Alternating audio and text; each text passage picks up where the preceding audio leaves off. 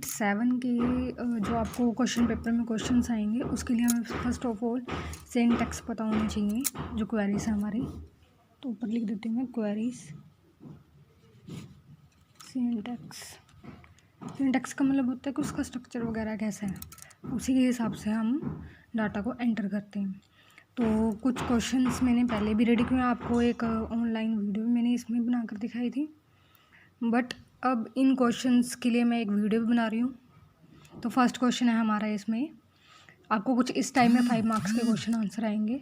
Right the SQL command to answer the queries based on the fabric table. Table का यहाँ नाम दिया हुआ है फैब्रिक, तो उन्होंने हमें टेबल दे दिया है, ठीक है। इस टेबल के हिसाब से हमने आंसर लिखना है। तो इसमें लिखा है to insert the following record.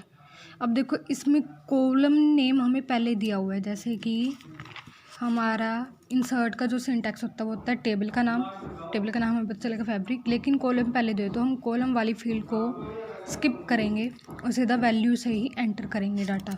अगर कॉलम की फील्ड लाइक दैट हमें यहाँ कॉलम की फील्ड नहीं दी होती तो हमें पहले कॉलम एंटर करने थे और उसके बाद उनका डाटा एंटर करना था। तो इसमें हमें सीधा वैल्यू एंटर करने के लिए बोला गया है। तो वैल्यू है F0005, तो ऐसे ही सेम एंटर करेंगे हम। तो पहले यही लिखते हैं हम, जो हमारा फर्स्ट है, फर्स्ट का हमारा आंसर है। सेम लिखोगे इंसर्ट, ठीक है, इनटू टेबल नेम है फैब्रिक, इंसर्ट इनटू फैब्रिक। अब कॉलम है ऑलरेडी, तो यहाँ से एंटर करेंगे वैल्यू हमारी स्टार्ट होगी, ठीक है। सेम ऐसे ही एंटर करना है आपको 0005। हमेशा याद रखना डबल इन्वर्टेड कोमा के अंदर जो भी डाटा आता है वो प्रिंट होने के लिए आता है, चाहे वो आप एक्सेल में भी क्यों ना कर रहे हो। और जैसे ही डबल इन्वर्टेड कोमा के बाद आपका सिंगल कोमा आएगा नीचे, तो ये क्या करता है, फर्स्ट कंडीशन को ख़त्म कर देता है और हम सेकंड कंडीशन प्रिंट करने के लिए स्टार्ट हो जाते हैं। तो है कुर्ता वूलन, तो सेम लिखेंगे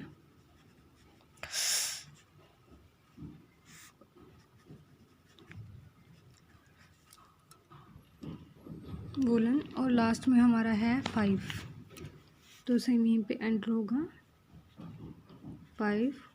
और इसके बाद मेरी कंडीशन ख़त्म, मतलब आपका पूरी चीज़ प्रिंट हो, पूरा आपका फॉर्मूला पुट हो, उसके बाद हम लगाते हैं लास्ट में सेमीकोलन। अब ये हो गया मेरा फर्स्ट का आंसर। लेकिन अगर फर्स्ट में, अगर मैं लिख देती हूँ फर्स्ट में मुझे कंडीशन दी होती कि मुझे एंटर करना है डाटा, तो उसमें लिखा था टू इंसर्ट द फॉलोइंग। अगर मुझे कंडीशन ऐसे दी होती, यहाँ दिया होता fabric ID name type desc, fabric ID name type desc, और इसी के साथ एक और दिया होता हमें सेम यही वाला डाटा। मैं थोड़ा रफली लिख रही हूँ समझाने के लिए। तब हम पूरी कंडीशन करते हैं। तब हम क्या करते हैं, क्योंकि टेबल का नाम तो उन्होंने दे रखा है, तब हमारा आंसर होता इंसर्ट इनटू फैब्रिक, और फिर हम लेते कॉलम, और कॉलम में हम ये फैब्रिक आईडी वाला डाटा डालते हैं जो हमारा अब का डाटा है, ठीक है। ऐसे ही इसमें नेम टाइप, क्योंकि यहाँ हमारा फॉर्मूला ख़त्म नहीं हो रहा तो यहाँ सेमीकोलन लगेगा और साथ ही हम वैल्यू का डाटा एंटर कर देते हैं। सिमिलर उसी तरीके से जैसे हमने ऊपर किया है, क्योंकि यहाँ पे हमें कॉलम पूछा नहीं गया है, ऑलरेडी एंटर है, तो इसलिए हम वैल्यू एंटर कर रहे हैं, कॉलम का एंटर नहीं कर रहे हैं। तो सेम वही एंटर करते हैं।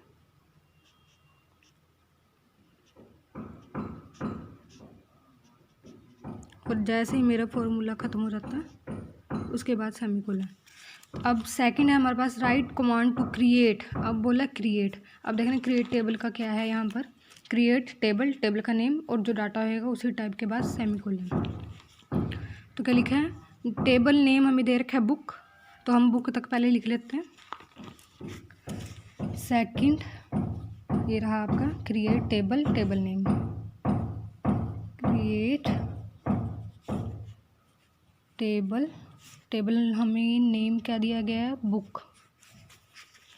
तो उसमें हमें डाटा एंटर करना, सेम एंटर करना है आपको। आप लिखना है book ID is equal to character 4, same उतारना है। ये जो करैक्टर वगैरह हैं ये आपको डाटा टाइप्स हैं जो आपका 5 मार्क्स का क्वेश्चन आ सकता है, आपको याद होना चाहिए। करैक्टर किस में आता है, अल्फ़ाबेटिक आता है, नंबरिक आएगा आपका, या फिर आपका डेट एंड टाइप के फॉर्मेट में जाएगा। B name varchar 15, B name varchar 15,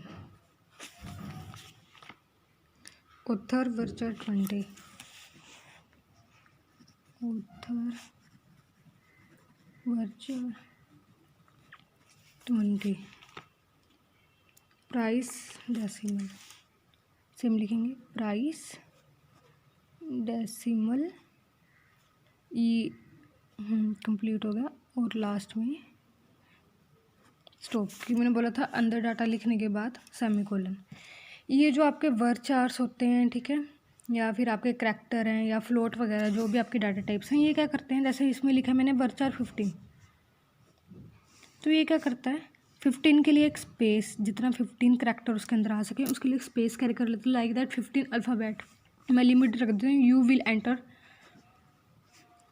will able to enter only 6 digit. तो इसमें क्या आएगा 7 5 8 6 4 9। इसके आगे मैं कुछ भी टाइप करूँगी वो टाइप नहीं होगा, क्योंकि इसकी लिमिट ही 6 है। ऐसे ही इनकी लिमिट है 15। अगर मैं स्पेस भी डालती हूँ तो 14 करैक्टर मैं लिख सकती हूँ नेम के अंदर। ऐसे ही ऑथर का नाम जो है वो 20 से ऊपर नहीं जा सकता। अगर बिना स्पेस के मैं लिखूँगी तो 20, अगर मैं स्पेस दे के लिखती हूँ तो वो स्पेस भी काउंट किया जाएगा, तो मेरा 19 या 18 बनेंगे उसके हिसाब से। तो ये लिमिट्स होती है उनके लिए। नेक्स्ट है write a query to create a table with following structure, table name is table product.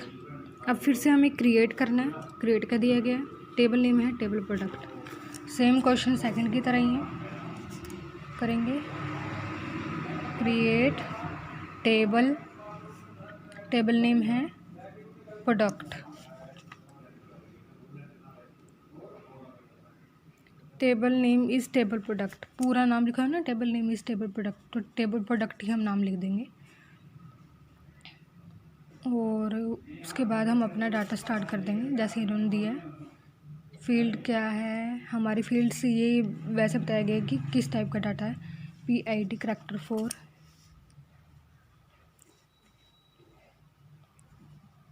Character 4।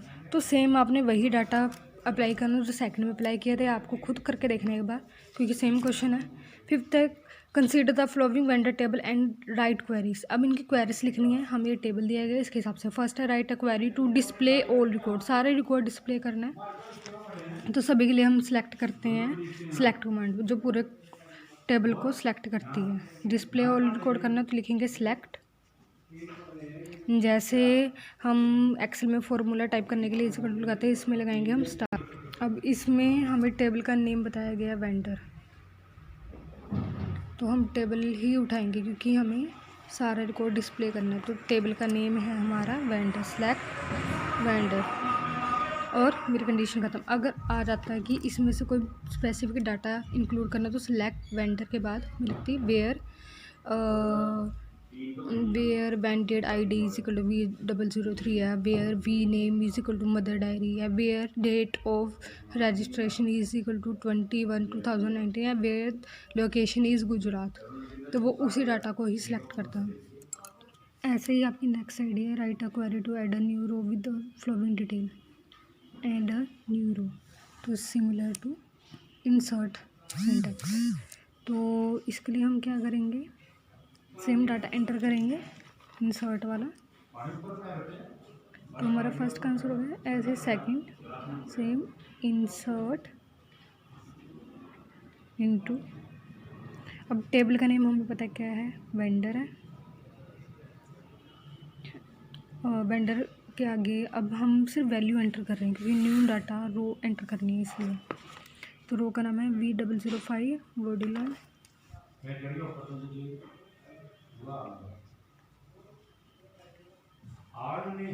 Lal.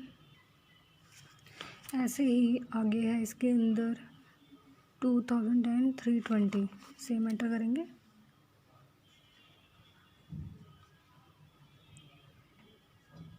Twenty 320 था, 10 लिख रही हूँ मैं। जो भी डाटा है वही एंटर करना है।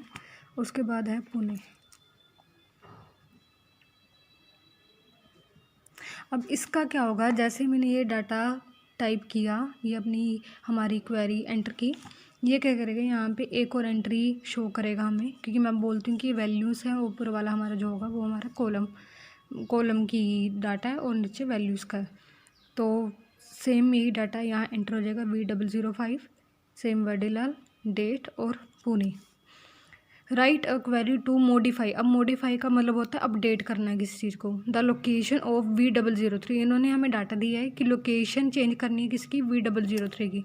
लोकेशन चेंज करनी है V003 की, V003, और यहाँ से लोकेशन को मैच करेंगे।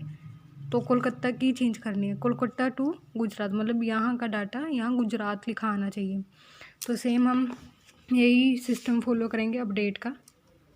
तो यहाँ लिख देते हैं हमारा थर्ड अपडेट। अब अपडेट के बाद आपका आना चाहिए टेबल नेम। टेबल नेम हमारा क्या है, वेंडर। और वेंडर के बाद हमें लिखा है set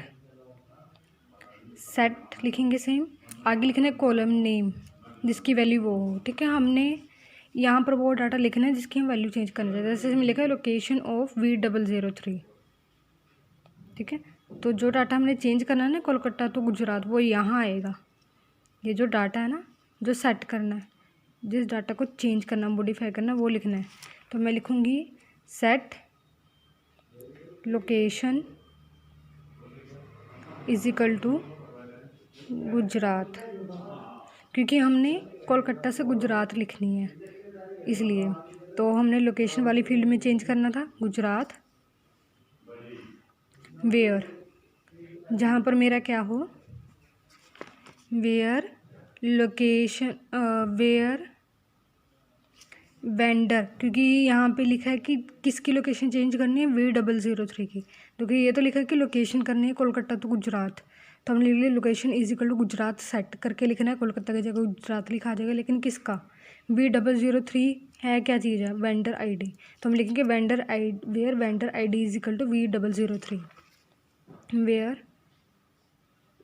vendor ID is equal to V003, और मेरा डाटा क्लोज हो जाएगा। अपडेट में हमेशा ऐसे ही चलता है। अब मैं सेम वही चीज़ लिखूँगी, वेंडर सेट क्या करना है, लोकेशन गुजरात सेट करनी है, वेयर। अगर हमें ये नहीं लिखा गया हो कि V003 की करनी है, ठीक है, मैं अपने हिसाब से चेंज करना चाहती हूँ थर्ड वाले की, लेकिन मैं V00 की तरह V नेम भी ले सकती हूँ, डेट भी ले सकती हूँ। मैं लिख सकती हूँ where V name is equal to Amul. मैं ये भी लिख सकती हूँ where V name is equal to Amul. तो ये क्या करता है, जो हमारी वेंडर ID है उसको सीधा लेकर जाएगा, और जो लोकेशन वाला डाटा है उसको मैच करेगा। बाई चांस आपने स्कूल कभी अपने रफ टाइम में अगर ये गेम प्ले किया तो आपको ये अपडेट वाला अच्छे से समझ आ जाएगा।